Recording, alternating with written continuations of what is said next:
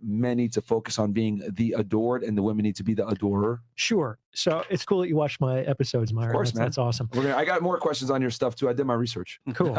Well, you can learn more about this. I did an episode called The Balance of Attraction. Let me start there. Yeah. Which is basically like the axiom is no two people can like each other exactly the same amount. Like that is impossible, which means that in any relationship, one person likes the other person more and the other person likes the other person less. Damn. It's inevitable.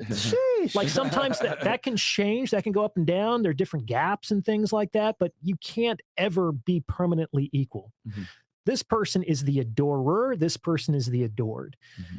There's actually pros and cons to both positions. One position isn't necessarily better than the other. Mm-hmm. And most people, not just women, most men and women want to be the adorer.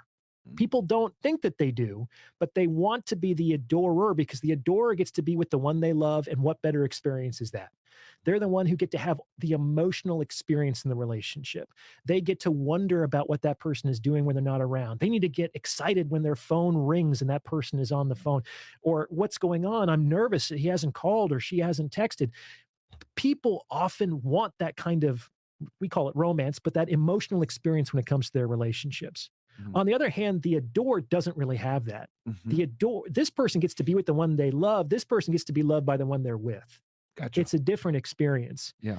And this is why often, and this happens to both men and women, but let's put it from the woman's perspective. A woman might chase after a guy who kind of doesn't really care about her, kind of treats her like an option, not really a priority. Yeah. And then she's eventually like, oh, I am tired of this. I'm just going to go find some other guy. Yep. And so she finds some other guy who dotes on her completely. Yeah. Now the roles have switched. Yeah. She's the adored and he's the adorer. Mm-hmm. And that might be a welcome change from what she was used to experiencing with the first guy, but ultimately she's going to get bored in that situation because most people want that emotional experience, but women generally seek it more than men with respect to their relationships. Yep.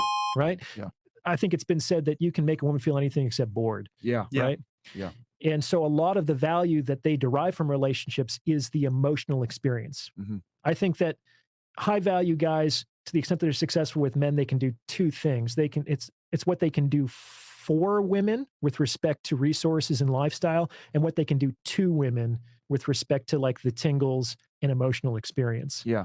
And so best if you can do both at the same time. Yeah. Then you're unstoppable. Right. But it's hard for women to be the adored because it's kind of just, you have to sit there and you don't really feel anything. Yeah. A lot of people say when they get that, yeah, he's a nice guy, but I just felt something was missing. Yeah. The chemistry. The chemistry wasn't there. There's no connection here. Yeah. Exactly. And when the women say that, 9 out of 10 times, that means the guy probably pedestalized her to some degree. She feels as though she's better than him. And it's her nonchalant way of saying, hey, you're nice and everything else like that, but I just wasn't feeling it. And people get mad at me for saying this, but I've said that women typically tend to be terrible people when they have the leverage. And what I mean by terrible people is like, they're not going to respect you to the same extent. You're not going to get the best out of her because you're not getting an emotional investment. To get the best out of a woman, unfortunately, you need to get an emotional investment. And I don't think a lot of guys understand that anything just by me giving her all this attention. And that's a great point that you made. The adored, a lot of the times, doesn't feel that, right?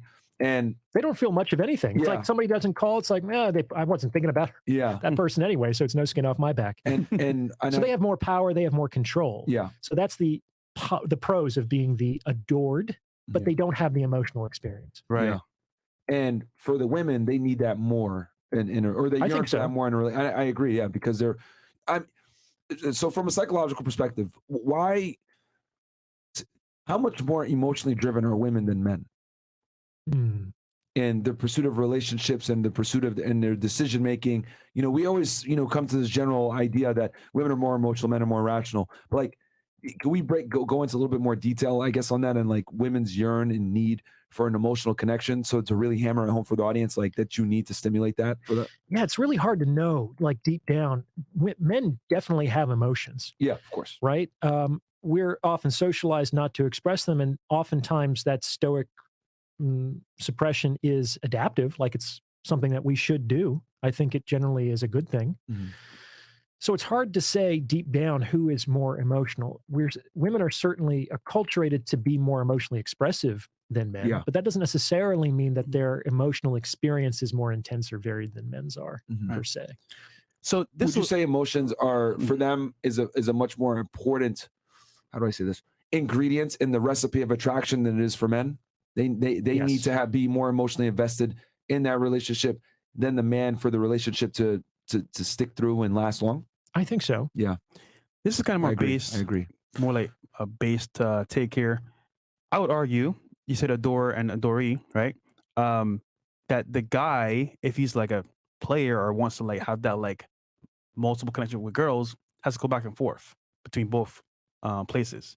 And if you can do that successfully, he can capture her heart and her emotions, but at the same time, come back to like being that guy that's just like stoic. Oh, you're saying so he goes back and forth between being the adored and then adoring her, but when you adore her, it's got to be in short bursts. You're giving her scraps, Yeah. back and forth, and then I get it's what you're like, saying. all right, I'm chilling. You put her in the adored situation for a very small period of time, and then you immediately take back the frame and you become the adored. Exactly. Okay. But that's an advanced level of base game you gotta have. Yeah, that could work. I think men are generally better at compartmentalizing than women are, and I think to be a player, you do have to compartmentalize. That's true. That's a very good analogy there with the adore and Dory. That's really good. Yeah. And then that's a good point that you made. Can you speak to that a little bit more? That players have to be able to compartmentalize. Well, you got to keep your story straight at the very least. That's the hardest part, bro. Yeah. Shit. Damn. Real quick, we'll take a quick break here and read some of these.